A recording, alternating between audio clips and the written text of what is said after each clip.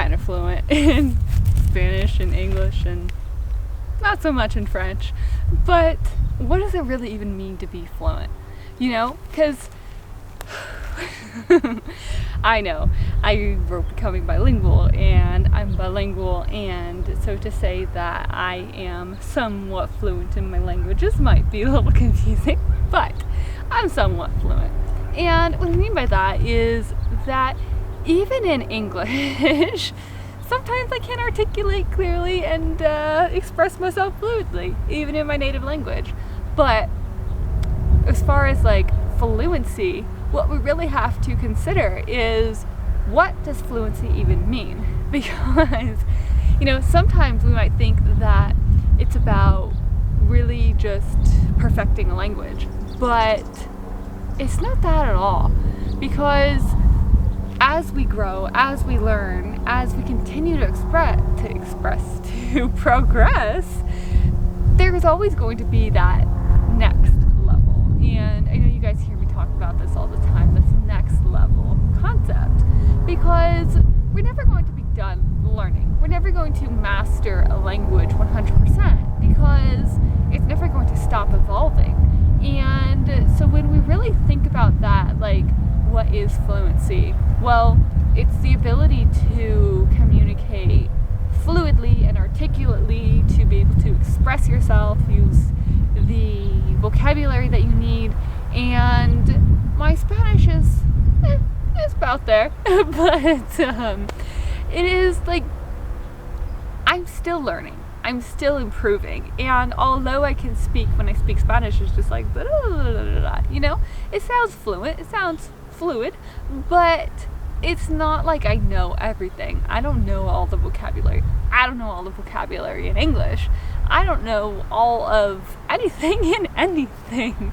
Like, honestly, I think that is more of fluency than anything else, is getting to a level where you feel really, really, really good about it. Like, I can communicate with ease, but there's so much I still don't know, and I'm still learning.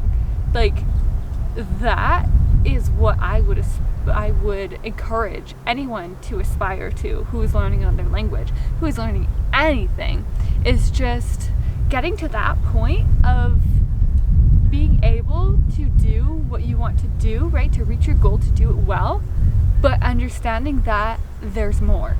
And there's always going to be more. And it's not a matter of finishing it, because whenever you make that decision to say, like, okay, I just need to master this language to get this language done, and then I'll be happy, and then I'll be okay, and then I can do this.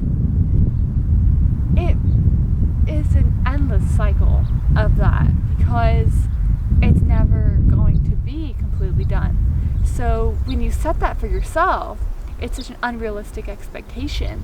And when you really achieve a high level of fluency, and when you really are able to speak a language and to use a language in all of its capacities, you know, reading, writing, speaking, and listening, it's not about knowing everything. It's about knowing enough at the time, and knowing that there's constant improvement. And fluency is fluid, right? So the more you learn, the more you're going to see that there is still to learn, which is why, even with my English, my native language, the more that I learn, and the more that I have learned over the years, the more I realize that, wow, there is so much out there. There's so much vocabulary. There's so many intricacies. There's so many intricacies in so many things. And that's what it's all about. It's not about learning everything, you know? It's about learning what you need and what you want and what feels really good for you. And that's what it's all about. Because you don't need to know everything, right? You don't need to know all of the, like, vocabulary to describe the natural world around us, like biology vocabulary or physics vocabulary, unless you are specializing in that area. Then of course you need that vocabulary. Of course then you need to know how to describe a pine tree, how to describe pine needles and whatever these are on here, these little, I don't even know, in English. And you don't need all of that unless that's your goal, right? You don't need to know. This is my uncle's like bonsai over here. It grew like this pine tree. Oh, wrapping around here. But you don't need to know how to describe all of this. You don't need to know everything unless it's your thing. And for me, like being out here in nature, I probably should learn what these are called. You know, these little yellow things. If you guys know what these are called, would you tell me in the comments, please? Because I used to play with these as a kid, like squish them and get the powder and everything from them, but I have no idea what they're called. But yeah, you don't need to know everything. And honestly, like, that is the highest level of just awareness that you can get to within your language, is just getting to the point where it's like, I'm good, you know, I'm learning because I want to learn and because I enjoy it and because I'm achieving my goals, and it's this process that I just love, and it's not a matter of finishing it. Fluency is abstract. Fluency is, it's whatever you need it to be. So let that just sit for a little bit. Fluency is what you need it to be.